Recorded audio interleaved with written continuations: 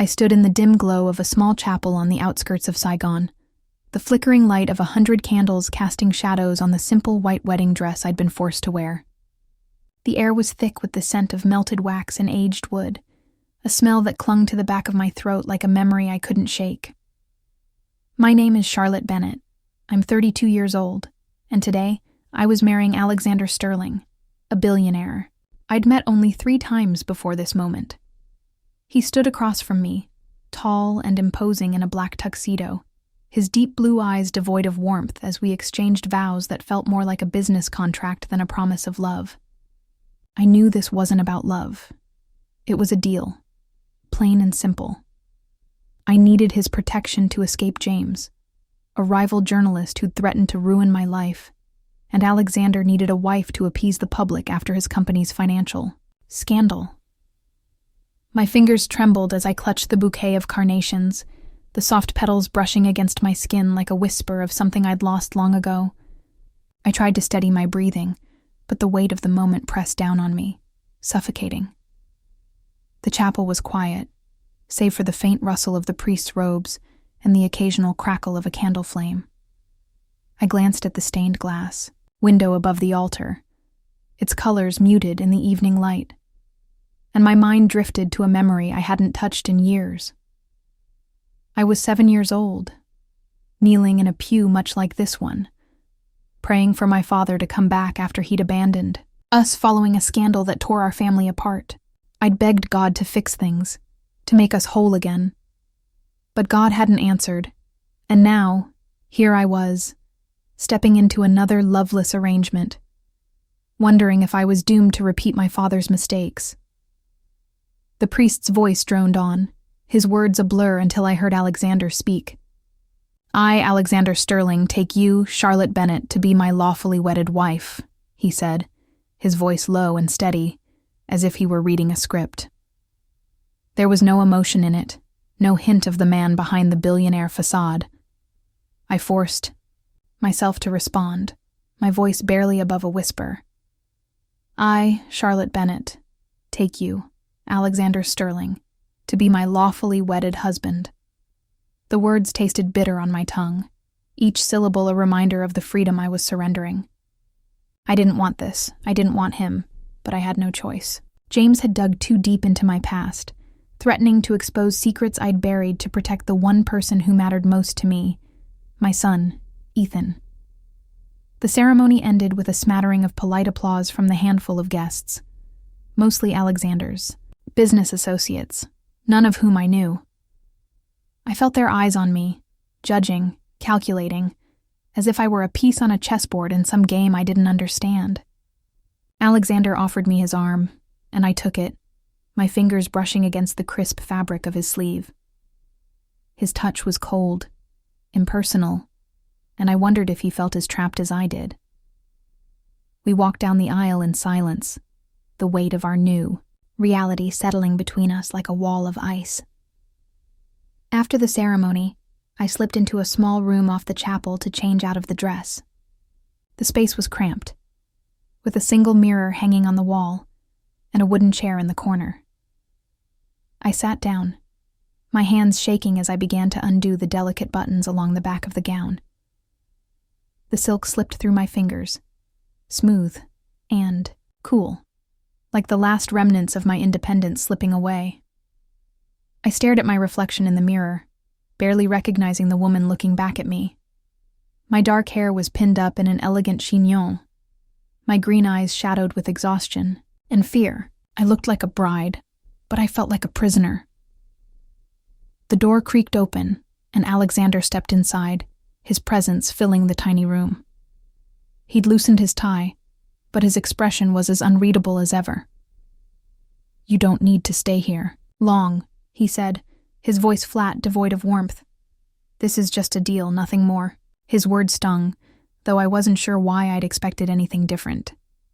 I turned to face him, my hand still clutching the half-unbuttoned dress, and met his gaze with a defiance I didn't fully feel. "I know," I said, my voice colder than I intended. "I don't want to be here any more than you do." For a moment, something flickered in his eyes, something I couldn't quite place. Regret? Curiosity? But it was gone as quickly as it came, replaced by the same icy detachment I'd seen during the ceremony. He nodded once, then turned to leave, pausing at the door. "The car is waiting," he said without looking back. "We'll head to the penthouse tonight." And then he was gone, leaving me alone with the echo of his words and the weight of my own choices. I finished changing, slipping into a simple black dress that felt more like me than the wedding gown ever could. As I folded the white silk and placed it on the chair, I caught a glimpse of myself in the mirror again. This time, I saw the truth. In my eyes, the fear, the guilt, the longing for a life I'd never have.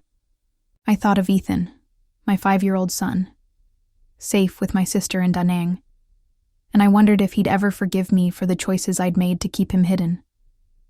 I wondered if I'd ever forgive myself. The candles in the chapel had burned low.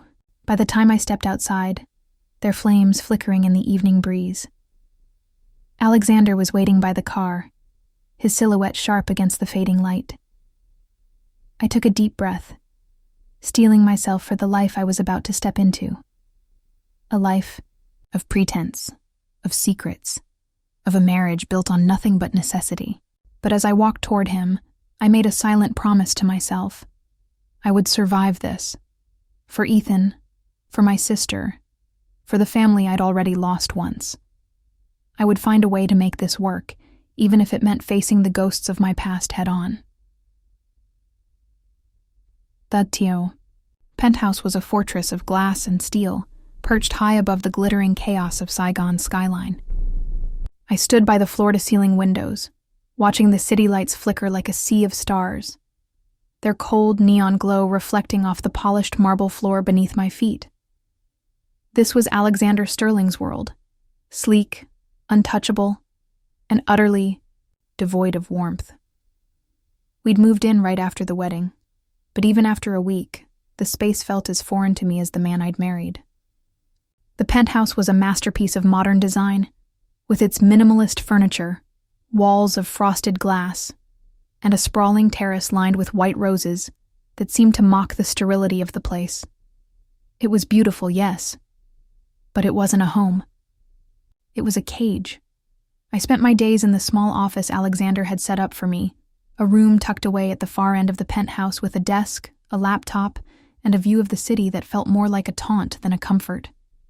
I was a journalist by trade, and I'd always found solace in my work, chasing stories, uncovering truths, giving a voice to those who had none. But now, my fingers hovered over the keyboard, unable to type a single word. Every time I tried to write, my mind drifted to Ethan, my 5-year-old son, who was living with my sister in Da Nang. I hadn't seen him in months, not since I'd gone into hiding to escape James's threats.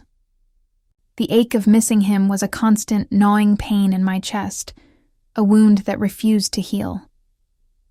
I leaned back in my chair, closing my eyes as I pictured Ethan's face, his wide, curious brown eyes, his crooked smile, the way he'd giggle when I tickled his belly. I'd given birth to him after a fleeting relationship with a man who disappeared the moment I told him I was pregnant. I'd been alone, terrified, but I'd loved Ethan from the second I felt him kick inside me. I'd wanted to keep him, to build a life for us. But my career as a journalist and the pressure from James had made that impossible. James had been my mentor once, a man I'd trusted, until he turned on me, using my secrets as leverage to control me. To protect Ethan, I'd let my sister take him, pretending he wasn't mine, pretending I could live without him. But I couldn't. Every day without him felt like a betrayal of the promise I'd made to be his mother. The door to the office creaked open, pulling me from my thoughts. Alexander stood in the doorway, his silhouette framed by the soft glow of the hallway lights. He was still in his suit, though his tie was gone, and the top button of his shirt was undone, revealing a sliver of tanned skin. His presence was as commanding as ever. But there was something different in his eyes tonight. A flicker of curiosity, maybe even a hint of vulnerability. "You've been in here all day," he said, his voice low and measured, as if he were stating a fact rather than asking a question. I straightened in my chair, brushing a strand of dark hair behind my ear, and met his gaze with a guarded expression. "I have work to do," I replied, though the lie felt hollow even to me. He stepped into the room, his polished shoes silent against the hardwood floor, and stopped a few feet from my desk. The city lights cast a faint blue sheen across his face, highlighting the sharp angles of his jaw and the intensity in his deep blue eyes. "You have work to do," he repeated, his tone carrying a trace of skepticism. "Or you're hiding from something." His words hit me like a punch to the gut, and for a moment I couldn't breathe. Did he know? Had he somehow figured out the truth about Ethan? I forced myself to hold his gaze, my heart pounding in my chest. "I'm not hiding," I said, my voice sharper than I intended. "I just don't see the point in pretending we're anything more than what we are." Alexander's expression didn't change, but I saw his jaw tighten, a subtle sign of tension that I hadn't noticed before. He crossed his arms, leaning against the edge of my desk, his presence suddenly too close, too overwhelming. "And what are we, Charlotte?" he asked, his voice softer now, almost challenging. "Two people who made a deal. Nothing more." I swallowed hard, the weight of his words pressing down on me. He was right, of course. This was a deal. A cold, calculated arrangement with no room for warmth or connection. But hearing him say it out loud made the reality of our situation feel even more suffocating. I turned away, unable to hold his gaze any longer, and stared out the window at the city below. The lights blurred as tears welled in my eyes, but I blinked them back, refusing to let him see me break. "Have you ever thought about living true to yourself?" he asked suddenly, his voice cutting through the silence like a blade. The question caught me off guard, and I turned to look at him, my breath catching in my throat. There was something in his eyes now, a flicker of something raw, something real. But I couldn't let myself hope, couldn't let myself believe he might understand the weight of my secrets. "Living true?" I said, my voice trembling with a bitterness I couldn't hide. I lost that right a long time ago. I stood up, needing to put distance between us, and walked to the window, pressing my hand against the cool glass. The city stretched out before me, a glittering expanse of possibilities I'd never have. I thought of Ethan again, of the life I'd wanted for us, and the pain of that loss threatened to swallow me whole. Alexander didn't say anything, but I felt his eyes on me, watching, waiting. And for the first time since our wedding, I wondered if he might be hiding something too, something that could bridge the chasm between us, or destroy us completely. The restaurant was a glittering jewel atop one of Saigon's tallest skyscrapers, its walls of glass offering a panoramic view of the city's sprawling lights. Inside, the air buzzed with the clink of champagne flutes and the murmur of polished conversation, a symphony of wealth and power that felt as suffocating as the black evening gown I'd been persuaded to wear. Alexander had insisted I attend.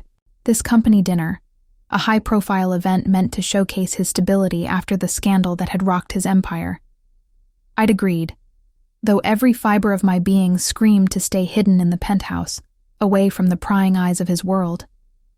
But I couldn't afford to draw suspicion, not when James was still out there, lurking like a predator waiting for the right moment to strike. I stood near the bar, a glass of red wine in my hand, the ruby liquid catching the light as I scanned the room. Alexander was across the space, surrounded by a group of executives, his laughter a low, controlled sound that didn't reach his eyes. He played the part of the charming billionaire well, but I could see the tension in his shoulders, the way his jaw tightened when someone mentioned the scandal. I wondered, not for the first time, what secrets he was hiding beneath that perfect facade. But my thoughts were interrupted by a voice that sent a chill down my spine, a voice I'd hoped never to hear again. "Charlotte," James said, his tone dripping with false warmth as he stepped into my line of sight. He was, as I remembered, him. Tall, with sharp features and a smile that never reached his cold gray eyes. He wore a tailored suit, his presence as calculated as ever, but there was a glint of malice in his gaze that made my stomach churn. "You look stunning," he continued, his eyes raking over me in a way that made my skin crawl. "Marriage suits you." I tightened my grip on the wine glass, the stem biting into my palm as I fought to keep my composure. "What are you doing?" "Here, James?" I asked, my voice low, barely above a whisper. He leaned in closer, his breath warm against my ear, and I caught the faint scent of his cologne. Sandalwood and something bitter, like regret. "I was invited," he said, his voice a mocking whisper. "But I'm more interested in you. Do you really think Sterling can protect you forever? I know about the boy." The words hit me like a physical blow, and I felt the room tilt beneath my feet. Ethan. He was talking about Ethan, my son, my secret, the one thing I'd fought so hard to keep hidden. I turned to face him, my eyes darting around the room to ensure no one was listening. "You don't know anything," I hissed, but the tremor in my voice betrayed my fear. James smirked, taking a sip of his drink, his movements slow and deliberate. "Oh, I know plenty," he said, "and I'm not the only one who's curious. How long do you think you can keep this up before Sterling finds out?" My heart pounded in my chest, a frantic rhythm that drowned out the chatter around us. I wanted to run, to disappear into the night, but I couldn't. Not here, not now. Instead, I turned away, my eyes searching for Alexander. I needed to get him alone, to warn him, or at least to gauge how much he might already suspect. I found him still with the executives, but I didn't care about decorum anymore. I crossed the room, my heels clicking against the polished floor, and grabbed his arm, pulling him toward the glass doors that led to the rooftop terrace. The cool night air hit me like a slap as we stepped outside, the city lights stretching out below us like a glittering tapestry. Above, the moon hung low in the sky, its silvery light casting long shadows across the stone tiles. I turned to face Alexander, my breath coming in shallow gasps. "Do you even know who I'm running from?" I asked, my voice trembling with a mix of fear and defiance. Alexander's expression was unreadable, his blue eyes reflecting the moonlight like twin pools of ice. He crossed his arms, his posture rigid, and for a moment, I thought he might walk away. But then he spoke, his voice as cold as the night air. "I don't care about your past, Charlotte," he said, each word deliberate, cutting. "I only care that you play your part. That's the deal we made." His words stung, a sharp reminder of the chasm between us, but they also fueled a spark of anger deep within me. I stepped closer, my hands clenched into fists at my sides. "My past isn't something you can just ignore," I snapped. "It's here, in this room, threatening everything." For a moment he said nothing, his gaze locked on mine. The moonlight illuminated the sharp planes of his face, highlighting the tension in his jaw, the faint lines of exhaustion around his eyes. I wondered what burdens he carried, what secrets he kept hidden behind that stoic exterior. But before I could say more, I felt a tear slip down my cheek, unbidden, and I turned away, unable to face him. The moonlight reminded me of the nights I'd spent with Ethan, rocking him to sleep under a similar sky, whispering promises I couldn't keep. "I'll protect you, baby," I'd said, my voice breaking as I held him close. But I hadn't. I'd let him go to keep him safe, and now, that choice was coming back to haunt me. I kicked off my heels, the cold stone of the terrace biting into my bare feet, grounding me in the moment. I couldn't keep living this lie, couldn't keep pretending I was strong enough to face James alone. But as I stood there, the weight of Alexander's silence pressing down on me, I realized something else.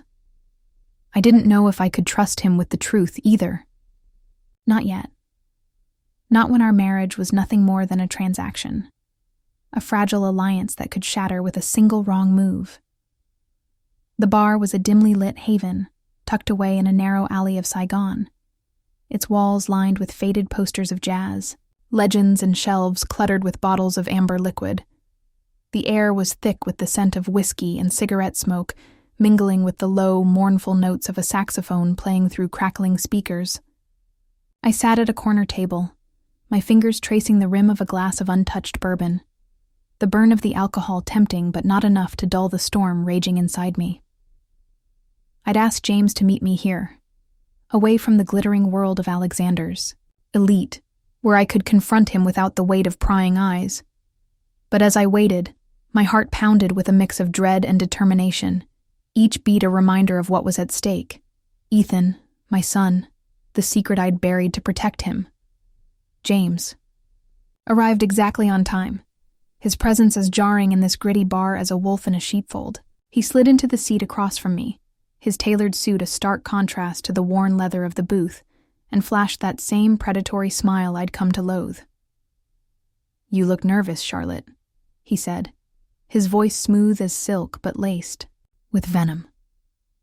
"I hope you're not having second thoughts about our little chat at the party."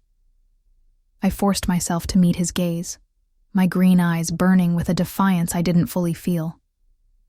"I'm here to tell you to back off," I said, my voice low but steady. "You have no right to drag my son into this." His smile widened, and he leaned back, crossing his arms as if he had all the time in the world. "Ethan, right?" he said, the name rolling off his tongue like a curse. 5 years old, living with your sister in Da Nang. I've done my homework, Charlotte. I know exactly where he is." The words hit me like a physical blow, and I felt the air rush out of my lungs.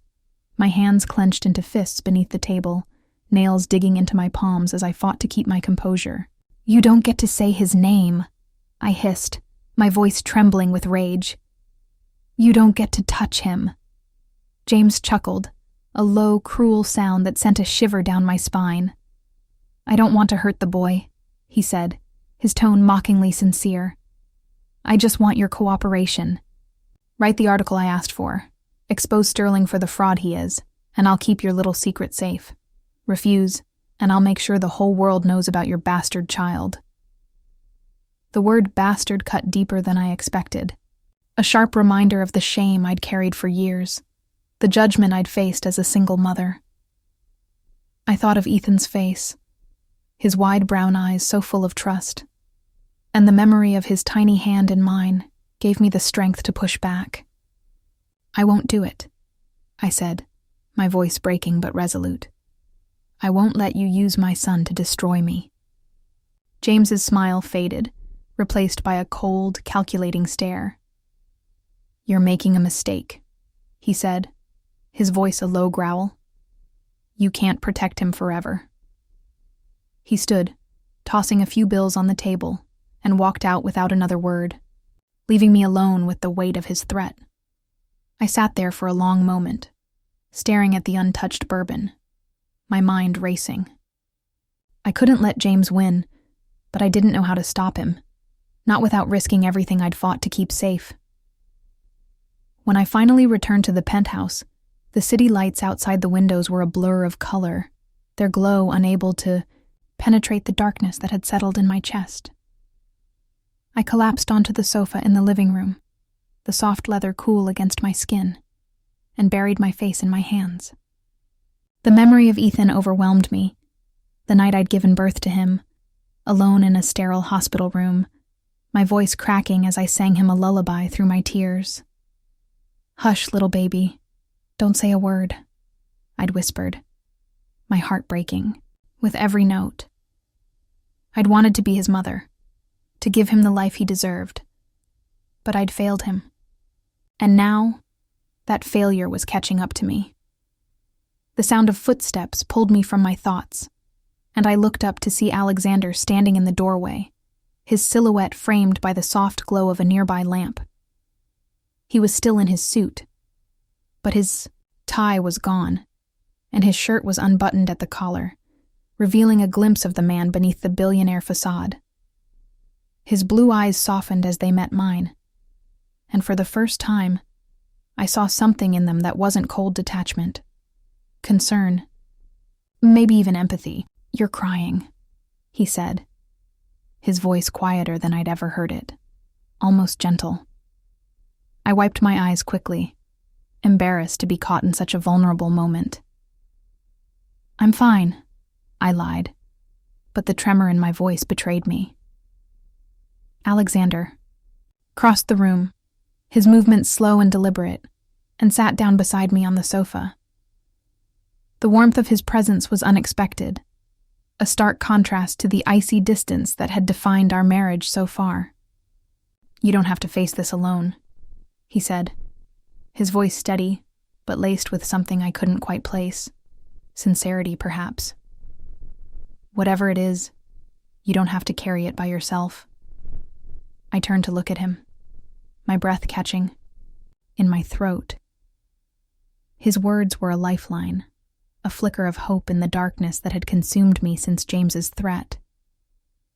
But I couldn't bring myself to tell him the truth. Not yet. Not when I didn't know if I could trust him. Not when our marriage was still nothing more than a deal. Instead, I let him take my hand, his fingers warm and steady against mine. And for the first time since our wedding, I felt a spark of something I hadn't expected. Connection. It was fragile, tentative, but it was there. A quiet promise that maybe, just maybe, we could find a way through this together. The headline screamed across the front page of Saigon's most prominent tabloid, the bold black letters a dagger to my heart. "Billionaire's bride hides illegitimate child. Sterling's marriage a sham?" I stood in the penthouse's living room, the newspaper trembling in my hands, each word a fresh wound. James had done it. He'd followed through on his threat, exposing Ethan to the world with a viciousness that left me breathless. The article was a vicious smear, accusing me of using Alexander to cover up my shameful past, painting me as a gold digger who'd manipulated a billionaire into marriage. There were photos, grainy but unmistakable, of Ethan playing in a park in Da Nang, his innocent smile captured in a moment that should have been private. My son, my secret, was now fodder for public consumption, and I had no one to blame but myself. I dropped the paper, my knees buckling as I sank onto the sofa, the leather cool against my skin, but unable to soothe the fire raging inside me. The city lights outside the penthouse windows glittered like a cruel mockery of the life I'd tried to build, their cold glow reflecting the chaos of my thoughts. I'd known James was ruthless, but I hadn't expected this. Not so soon. Not so publicly. The article didn't just expose Ethan. It dragged Alexander into the scandal, accusing him of being complicit in my deception. I could already imagine the fallout. His company's stock plummeting, his reputation in tatters, all because of me. I'd brought this storm into his life, and now we were both caught in its fury. The door to the penthouse slammed open, and Alexander stormed in, his presence a thundercloud that filled the room with tension. He held a copy of the same newspaper, his knuckles white as he gripped it, his blue eyes blazing with a fury I'd never seen before. The chandelier above us cast a harsh light across his face, highlighting the sharp angles of his jaw, the storm in his expression. "Is this true?" he demanded, his voice a low growl that sent a shiver down my spine. He threw the paper onto the coffee table, the pages scattering like leaves in a windstorm. "You have a son, and you didn't tell me?" I stood, my legs trembling but my resolve hardening as I met his gaze. "Yes," I said, my voice breaking but steady. "I have a son. His name is Ethan. He's 5 years old, and I've kept him hidden to protect him." The words felt like a confession, a weight lifting from my shoulders even as it threatened to crush me. Alexander's eyes widened. a flicker of shock cutting through his anger, but he quickly masked it with a scowl. "Protect him from what?" he snapped. "From me? From the deal we made? Or from the fact that you've been lying to me since the day we met?"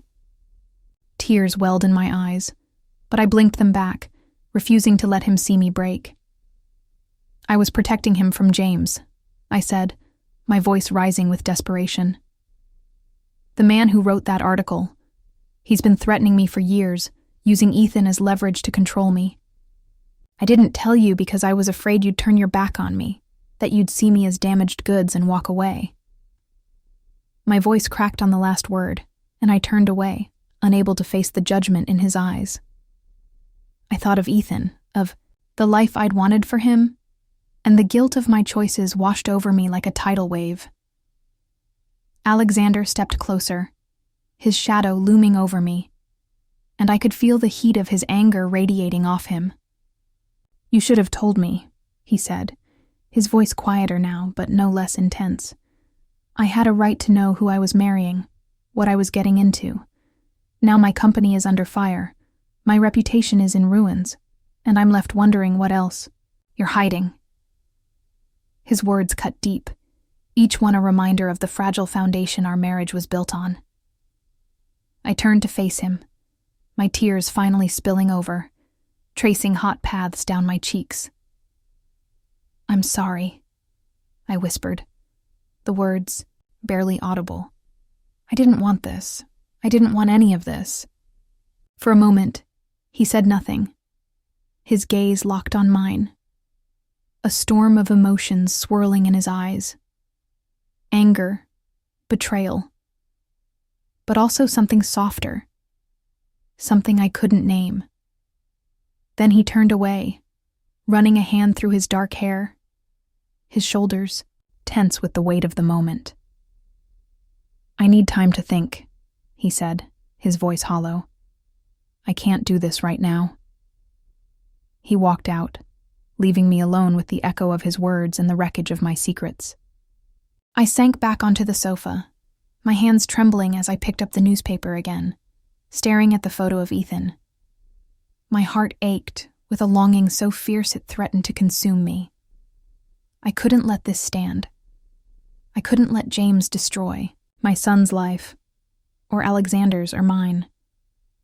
But as I sat there, the city lights blurring through my tears, a new fear gripped me. My sister had called earlier, her voice frantic.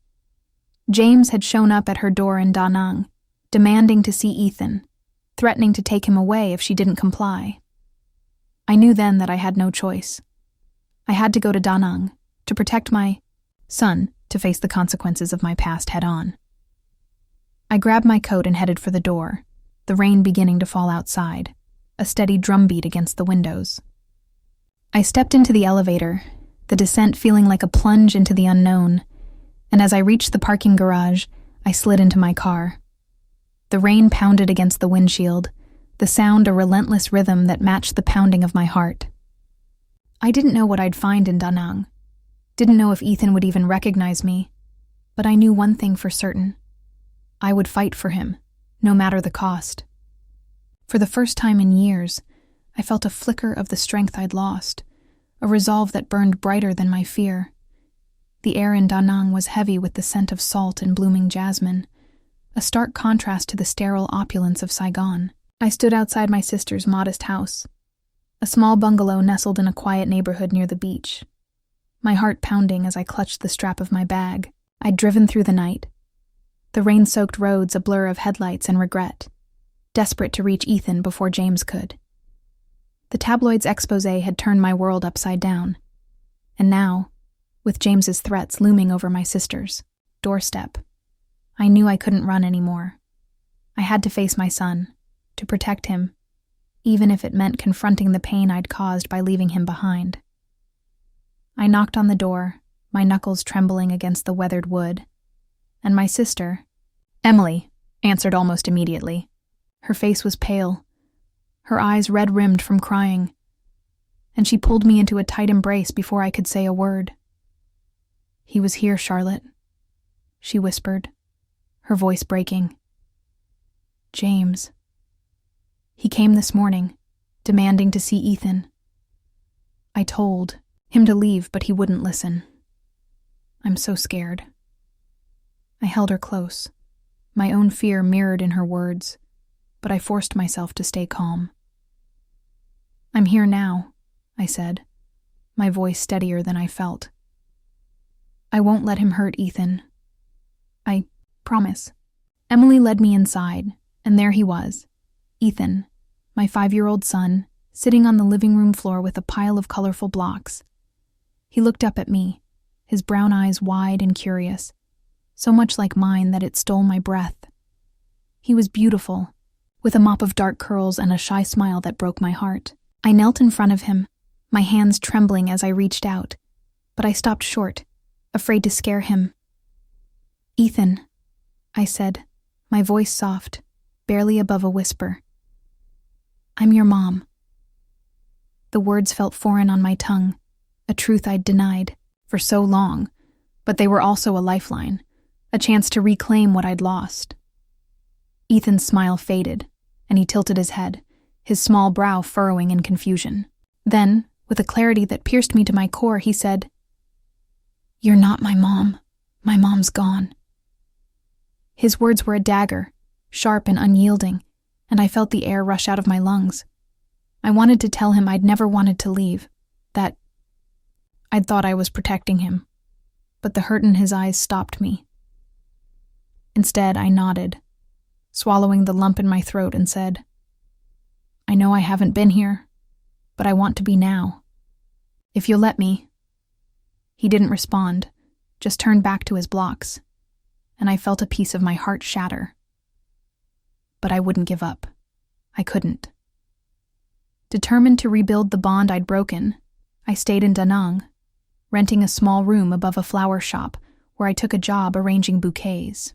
The work was simple, the scent of roses and lilies a quiet comfort as I tried to find a way into Ethan's life.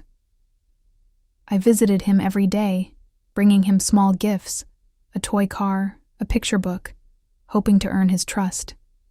Emily supported me, her strength a lifeline in those early days. But Ethan remained distant, his wariness a constant reminder of my failure as a mother. Still, I kept going, driven by a love that refused to fade, a love that had survived years of separation and shame. One evening, after a long day at the shop, I walked to the beach, the sand cool beneath my bare feet as the moon rose over the horizon, its silvery light dancing on the waves. I sat on a weathered bench, the sound of the ocean a soothing rhythm against the chaos in my mind. I thought of Ethan's rejection, the way his small voice had cut through me, and I whispered to the night, "I never wanted to leave you, baby. I thought I was keeping you safe." The words were a confession, a plea, and as I spoke them, tears streamed down my face, salty as the sea before me. It was then that I stumbled upon a truth I hadn't expected. Emily had given me a box of old letters she'd found in Alexander's penthouse, letters he'd sent to her during my absence, asking about me, about my life. Among them was a note from Alexander's mother, written before her death, that revealed a secret he'd never shared. "My dearest Alexander," it began, "I know you promised me you'd never marry for love, to protect our family's honor, after your father's betrayal. But I hope one day you'll find someone who makes you break that vow." The words hit me like a revelation, a second twist in the tangled web of our lives. Alexander had married me not just for convenience, but because he'd been bound by a promise to his mother, a promise he'd kept at the cost of his own happiness. I clutched the letter to my chest, the moonlight illuminating the faded ink, and I realized something profound. Alexander and I weren't so different. We'd both been running from our pasts, hiding behind walls of duty and shame, sacrificing love to protect the ones we cared about. I thought of the way he'd held my hand that night in the penthouse, the quiet strength in his touch, and I wondered if he, too, longed for something more, something real. As the waves crashed against the shore, I made a decision. I would fight for Ethan, but I would also fight for us, for the family we could be, if only we were brave enough to let go of the promises that had kept us apart. The flower shop in Dayan. Nang had become my sanctuary over the past 2 weeks, its shelves brimming with the vibrant hues of roses, lilies, and daisies, their scents a quiet balm to the ache in my heart. I stood behind the counter, arranging a bouquet of white peonies, my fingers deftly weaving the stems together as I tried to focus on the task at hand. But my thoughts kept drifting to Ethan, to the small steps we'd made toward each other. His hesitant smile when I'd brought him a toy train, the way he'd let me read him a bedtime story the night before. It wasn't much, but it was enough to keep me going, to fuel the hope that I could be the mother he deserved. Yet the shadow of James's threat still loomed over us, a dark cloud I couldn't outrun. I was tying a ribbon around the bouquet when the bell above the door jingled, and I looked up to see Alexander standing there, his presence as commanding as ever, even in this humble space. He was dressed more casually than I'd ever seen him, in a simple white shirt and dark jeans, but the intensity in his blue eyes was unchanged. My heart skipped a beat, a mix of surprise and apprehension washing over me. I hadn't seen him since our confrontation in the penthouse, since he'd walked out after the tabloid exposé about Ethan. I'd assumed he'd washed his hands of me, of us. But here he was, in Da Nang, standing in the doorway of a flower shop that smelled of earth and second chances. "Charlotte," he said, his voice low but steady, carrying a weight that made my breath catch. He stepped inside, closing the door behind him, and the small space seemed to shrink with his presence. "I've been looking for you." I set the bouquet down, wiping my hands on my apron, and met his gaze with a guarded expression. "Why?" I asked, my voice sharper than I intended. "I thought you needed time to think. I thought you were done with me." The words came out laced with hurt, a reflection of the fear I'd carried since he'd left, that I'd lost him before I'd even had the chance to truly know him. Alexander's jaw tightened, but his eyes softened, a flicker of something raw and unguarded passing through them. "I was wrong," he said, his voice breaking with a vulnerability I hadn't expected. "I was angry, and I let that anger blind me. But I've had time to think, and I've made a decision." He took a step closer, his hands clenched at his sides as if he were holding himself back. "I went public this morning. I told the press the truth, that I love you, that I don't care about your past, and that I want to build a family with you and Ethan. I've stepped away from the company, from the sterling name, from everything that's kept me from being the man I want to be." His words hit me like a tidal wave, washing away the walls I'd built around my heart. I stared at him, my mouth dry, my mind racing to process what he'd just said. He'd given up everything, his reputation, his legacy, the promise he'd made to his mother, all for me, for us. Tears welled in my eyes, but this time, they weren't tears of fear or guilt. They were tears of hope, of gratitude, of a love I hadn't dared to believe in. "You didn't have to do that," I whispered, my voice trembling. "You didn't have to give up everything for me." "I did," he said, his voice firm now, resolute. "I made a promise to my mother that I'd never marry for love, to protect our family's honor after my father's betrayal.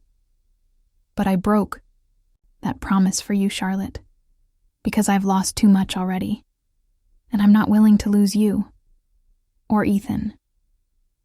He stepped closer, his hand reaching out to cup my cheek, his touch warm and steady against my skin. "I want to be a family. I want to fight for this if you'll let me." I leaned into his touch, my tears spilling over as I nodded, unable to speak past the lump in my throat. Together, we left the shop and walked to Emily's house, the late afternoon sun casting long shadows across the quiet street. Ethan was in the backyard, playing with a soccer ball, his laughter a melody that filled my heart with light. I knelt beside him, Alexander at my side, and took a deep breath, "Ethan," I said, my voice soft but steady. "This is Alexander. He wants to be part of our family, and I want that too. Will you give us a chance?" Ethan looked up at me, his brown eyes searching mine, and for a moment, I feared he'd turn away again. But then he nodded, a small, hesitant gesture, and reached out to take my hand, his tiny fingers warm against mine. His eyes softened, a flicker of trust breaking through the wariness, and I felt a weight lift from my shoulders.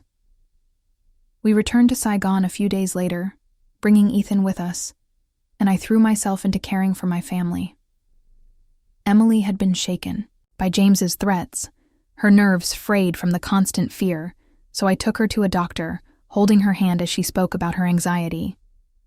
Later, I sat with her in the kitchen of our new, smaller home, braiding her hair as we talked about the future. "You did the right thing, Charlotte," she said, her voice soft but sure, her eyes meeting mine in the reflection of a small mirror on the table. "You brought us back together." I smiled, my heart swelling with gratitude, knowing that, for the first time in years, I was exactly where I was meant to be. Alexander, too, had changed. He'd walked away from the Sterling Empire, but he hadn't walked away from us. He spent his days with Ethan, teaching him how to kick a soccer ball, his laughter a sound I'd never thought I'd hear. And as I watched them, I knew we were on the path to healing. Not just for me, but for all of us. We were a family, fragile but growing stronger with each passing day, bound by a love that had survived the storm. A year had passed since that fateful day in Da Nang, and the life I'd once known. The penthouse, the cold deal with Alexander, the shadow of James's threats, felt like a distant memory, a chapter from someone else's story. We'd left the glittering chaos of Saigon behind, trading the sterile luxury of the Sterling Empire for a modest house on the outskirts of Da Nang, a place where the air was thick with the scent of the sea and the laughter of children playing in the streets. The house was small, with whitewashed walls, and a garden where wildflowers bloomed in unruly bursts of color. But it was ours, a home, not a cage. And in that home, I'd found something I'd never thought possible: a family. I stood on the porch, watching the sun dip below the horizon, painting the sky in shades of orange and pink. The ocean stretched out before us, its waves a gentle rhythm that had become the soundtrack of our new life. Ethan was on the beach, his small figure darting through the sand as he chased a kite, its red tail fluttering in the breeze. Alexander was with him, his laughter a deep, warm sound that carried over the wind, mingling with Ethan's delighted squeals. I smiled, my heart swelling with a joy so profound it brought tears to my eyes. This was what I'd always wanted: a life filled with love, with connection, with the kind of happiness that felt hard-won, but all the more precious for it. Alexander had changed in ways I never could have imagined. He'd walked away from his role as CEO, severing ties with the sterling name that had once defined him, and poured his energy into something new, a non-profit organization dedicated to helping orphaned children find families. It was his way of atoning for the past, for the promise he'd broken to his mother, for the years he'd spent prioritizing honor over love. I'd watched him transform, his once cold exterior melting, a way to reveal a man who loved fiercely, who gave selflessly, who found purpose in the smiles of the children he helped. He'd become a father to Ethan in every way that mattered, teaching him how to tie his shoes, reading him bedtime stories, and holding him close when nightmares woke him in the night. He, too, had found a new path. I still worked as a journalist, but my focus had shifted. Instead of chasing scandals and exposés, I wrote stories of hope, profiles of families reunited, of communities coming together, of people who'd found light in the darkest of times. My words had become a way to heal, not just for myself, but for others, a testament to the resilience of the human spirit. I'd even started writing a book, a memoir of sorts, about the journey that had brought me here, to this moment, to this family. It was a way to honor the pain of the past while celebrating the beauty of the present. As the last rays of sunlight faded, I walked down to the beach, the sand cool beneath my bare feet. Ethan spotted me and ran over, his face flushed with excitement, his brown eyes sparkling with joy. "Mom," he called, the word a melody that still made my heart skip a beat. He threw his arms around my legs, hugging me tightly, and I knelt, down to pull him into a proper embrace, my fingers ruffling his dark curls. "Did you see my kite?" he asked, his voice bubbling with pride. "It went so high." I smiled, kissing his forehead.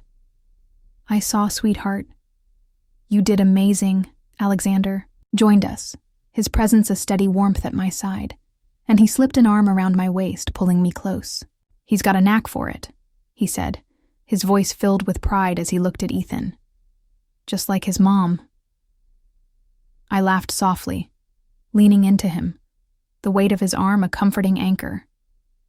We stood there for a moment, the three of us, watching the moon rise over the ocean, its silvery light casting a glow across the waves.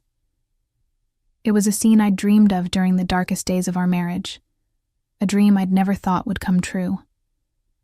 I reached into my pocket, my fingers brushing against the cool metal of the wedding ring Alexander had given me on that first cold day in the chapel. I'd taken it off during the chaos of the scandal, unable to bear the weight of what it represented, but now I slipped it back onto my finger, the band settling into place like a promise renewed.